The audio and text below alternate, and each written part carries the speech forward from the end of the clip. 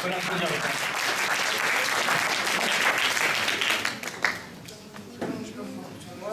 Ça va pas durer très longtemps. Donc, comme vous l'avez vu, à la base, je devais traiter le sujet sur les capitaines et son équipage. Donc, je vais enlever le côté marin, ça m'intéressait en plus.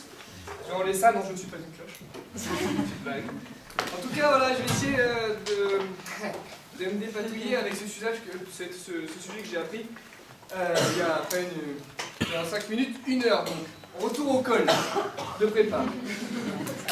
Bonjour à tous, merci de rester ici et j'espère que vous allez passer du bon temps en m'écoutant ces 5 prochaines minutes. Donc la question qui se pose, voilà, le sondage c'est fait pour que les gens sachent ce qu'ils pensent et c'est Coluche, donc comme c'est Coluche, je vais essayer de faire un truc marrant si possible. Donc moi la question que je me pose, en tout cas la thèse que je défends, c'est que le sondage ne permet pas de faire prendre conscience aux gens qu'ils pensent, ni de leur faire comprendre le contenu de leurs pensées.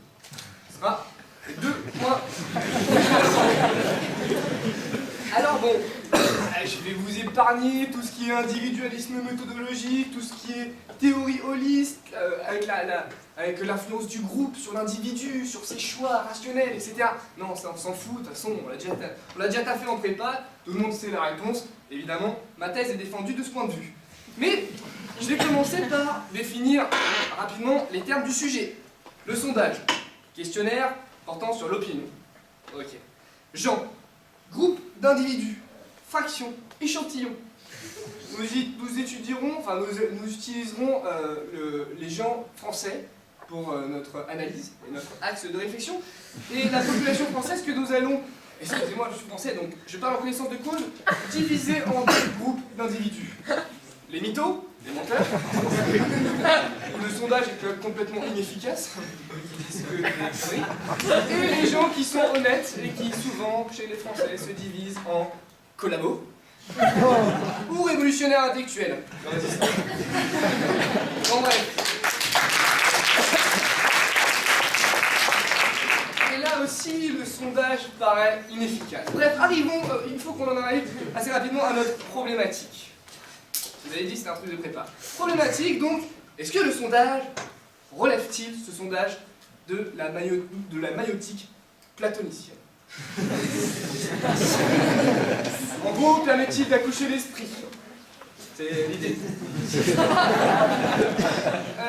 Donc la réponse est donnée très simplement, super, très simplement par la philosophie ontologique. Tout le monde sait ce que ça veut dire ontologique?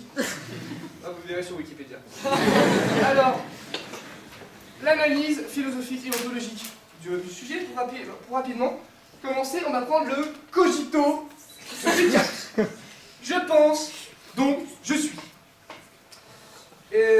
Donc j'ai une petite question, est-ce que tous les gens qui sont présents dans cette salle sont bien là? Donc, je suppose que oui, parce que manifestement, vous êtes là.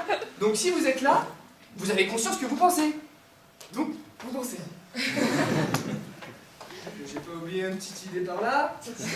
Si vous avez donc pas besoin du sondage pour savoir qu'on pense, puisque vous êtes là. Et que vous êtes, vous pensez. Donc ça c'était pour le premier pan du sujet. Et on arrive directement à la question, donc, puisqu'on a traité le pan du sujet que les sondages ne permettent pas de faire prendre aux gens qui ont conscience de penser, puisqu'il y a cogito de Descartes. Maintenant, ce qu'il faut savoir, c'est est-ce que les sondages leur permettent de leur faire comprendre ce qu'ils pensent réellement. C'est un sujet implicitement qui prend un peu les gens pour les cons. Mais bon, c'est pas grave, on va le traiter quand même. Et donc première partie, j'utiliserai toute la part des Français qui sont comme moi, des mythos. Je vous explique une petite anecdote. La dernière fois, j'étais avec ma copine, le front de gauche, direct. Moi, Front National, direct aussi.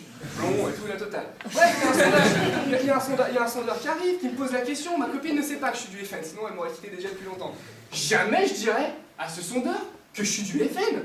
Enfin, je perds vraiment de couple, quoi. Ma copine se retournerait, mais comment ça, tu m'as jamais dit? Et bam, c'est fini pour mon couple. Non, je préfère lui raconter que je suis du front de gauche, dire au sondeur que je suis du front de gauche, que je milite pour Mélenchon, etc. Donc, faire le mytho pour ma survie, en tout cas pour la survie de mon couple. Mais il y a un autre cas. Imaginez, je suis seul, toujours Front National, hein, c'est une idée. Et Et je croise un sondeur maghrébin. Non, le mec super stun, gros pectoraux, gros biceps. Et il vient me poser la question de savoir qui je milite, pour qui je milite. Le mec, je vais pas lui dire que je milite pour le Front National et que maghrébin comme il est, pour ma survie personnelle, il vaut mieux que je sois un mytho, un menteur. Donc là, on a clairement l'exemple du sondage qui sert à rien, ni à faire prendre conscience de ce que je pense, ni à faire prendre conscience que je pense, mais ça on l'a déjà traité. Donc le sondage, ici, n'est pas efficace. Passons au deuxième point de mon axe de mon analyse.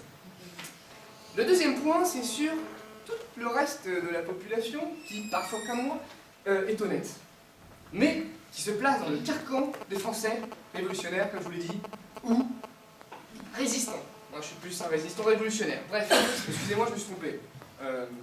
Collabo ou révolutionnaire. Bref. Et donc, dans le cas du collabo,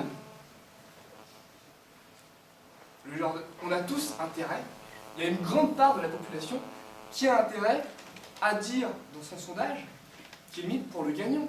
Comme ça, il pourra se la péter avec ses potes. Ouais, non, mais moi je savais. C'est lui qui devait gagner. Moi j'avais compris les Français. Moi j'ai voté pour le mec qui a gagné. Donc il vaut mieux être collabo sans savoir vraiment ce qu'on veut. En tout cas, on a tout intérêt à répondre à ce sondage en tant que personne qui soutient le gagnant. Donc par exemple, si on considère que tous les sondages qui étaient avant ont pris Sarkozy au gagnant, et si je suis malin, que je veux me taper les débats avec mes potes, et que je veux bien me bourrer la gueule avec mes potes après en ayant gagné la campagne en tant que militant, il vaut mieux que je réponde au sondage par le choix, je choisis ce que je pense être le gagnant, ce que le sondage en général dit qui est le gagnant. Vous me suivez toujours? Ouais.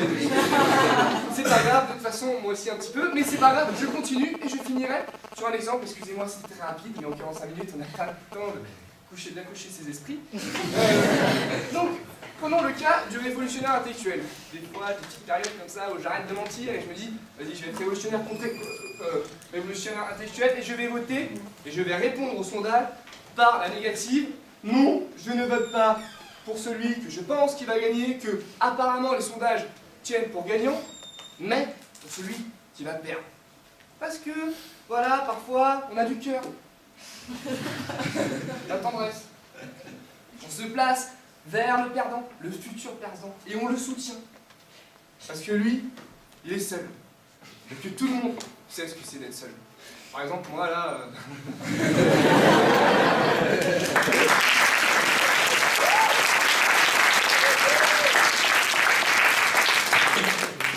Pour conclure rapidement, parce que je sens qu'après toutes les plaidoiries que vous avez tapées là, j'en avais jusque là, donc je vais finir assez rapidement.